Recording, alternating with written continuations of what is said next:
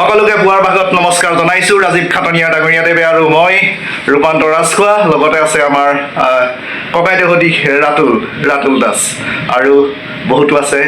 এতিয়া আমি বৰ্তমান হোটেল গুৱাহাটীৰ চানভিউত উপস্থিত হৈছোঁহি। ইয়াৰ পিছতে আমাৰ অনুষ্ঠান আছে খানাপাৰাত।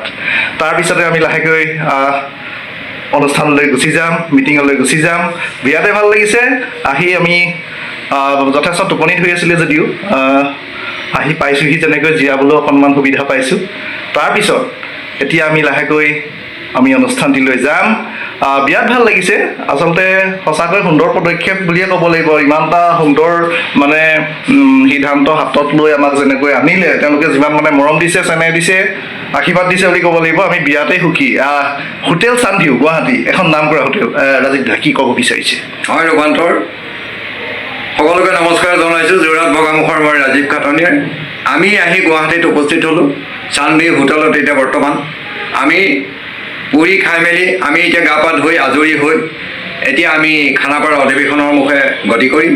ইয়াকে কৈ মই ধন্যবাদ জনাইছোঁ। হয় ভাইটি, মই তাকে ক'লোঁ। হয় ভাল লাগিছে নহয় জানো? ভাল লাগিছে। হয় আচলতে যিমান পাৰোঁ নিশ্চয় ভিডিঅ' আপোনালোকৰ মাজত এৰি যাম, প্ৰচাৰ কৰি যাম।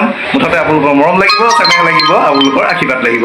তেতিয়াহে মই আগতে মোৰ ভিডিঅ'ত কৈছোঁ, আপোনালোকৰ মৰম চেনেহ আশীৰ্বাদ পালেহে আমি নতুন সাহসেৰে, নতুন উদ্যমেৰে, নতুন সুন্দৰ পদক্ষেপ আমি ল'ব পাৰিম, নহয় জানো? হয় শেষত ৰাজীৱ খাটনিয়াৰ ডাঙৰীয়া দেৱ, ৰাতুল ককাইদেউ আৰু মই ৰূপান্তৰ ৰাজখোৱাই আপোনালোকৰ মাজৰ পৰা, এই চমু ভিডিঅ'টিৰ মাজৰ পৰা ইমানতে বিদায় মাগিছোঁ। ধন্যবাদ।